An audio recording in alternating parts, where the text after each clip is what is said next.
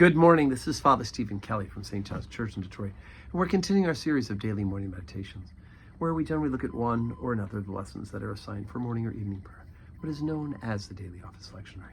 And today is Monday, so let's take a look at the lesson that's assigned today for morning prayer. We're in chapter 12 of St. Mark's Gospel, beginning at the 18th verse. Then come unto him the Sadducees, which say there is no resurrection.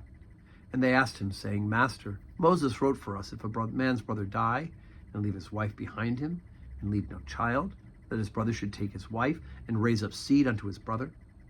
Now there were 7 brethren, and the first took a wife, and dying left no seed.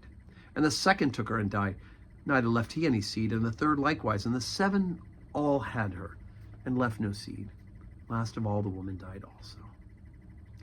In the resurrection, therefore, when we shall rise, whose wife shall she be then? For the 7 had her to wife. And Jesus answering said unto them, Do ye not therefore err, because you know not the Scriptures, neither the power of God? For when they shall rise from the dead, they shall neither marry nor are given in marriage, but are as the angels which are in heaven.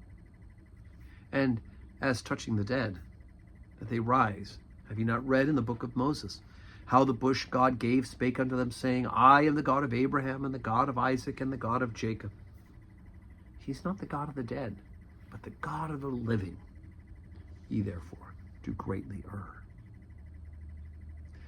So, again, so oftentimes we see the religious leaders of the Jewish people at this time, the Pharisees and the Sadducees, are straining out gnats and swallowing camels, right? I love that expression. They can't see the forest from the trees, right? Another analogy of it. The issue is that they're trying to parse the law, and they've added on layer of layer and layer of it, that they've lost the understanding, the clearness of God's teaching that he gave to Moses in the first place. He gives this to them for the good of the brother's name, for the good of the family propagation, right? To keep the wealth in the family, right? Through matrilineal marriage and through the generations. Right? Land is distributed to the tribes, and that stays within the family. But they want to trip Jesus up. They don't really want this answer.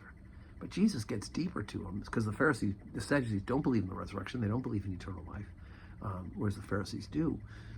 He says, look, you lose sight of this, right? You're projecting earthly things onto what heaven will be like. And that's hard for us as well, because we want to think, if my dog, Fido, is not in heaven with me, I don't think I want to go there. That's ridiculous. When you get to heaven, just being in the presence of God will be so much better than any good feelings you ever had with Fido, right? And I'm sure we'll see our spouses, but being in the presence of God will be so much better than all of the joy of being married to our spouses. So we got to look beyond the earthly things that we project onto what heaven will be, and rejoice that just being in the presence of God will be more than enough. And that is fantastic. So we can't lose sight of that. And of course, Jesus summed it up by saying, look, God, he's the God of Abraham, Isaac, and Jacob, and he's not the God of the dead, of the living. So today we have 12:15, I don't know who's calling at this hour. We have 12:15 Holy Communion and 4 o'clock evening prayer.